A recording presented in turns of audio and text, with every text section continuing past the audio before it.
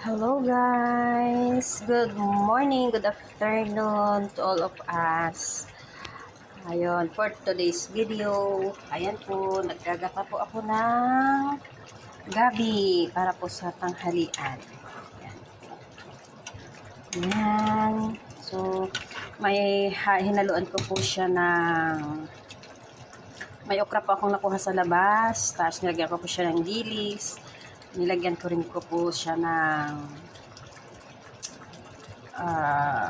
taba ng baboy. Yan po. Yan, para po makaulam naman po tayo ng ulam Pinoy. Yan, kinataang gabi po yan for today's video. At ito naman po yung i-prepare kong dinner soup nila. Ang karne at saka balat ng baboy at saka po balon-balunan. Ayan. Maraming salamat!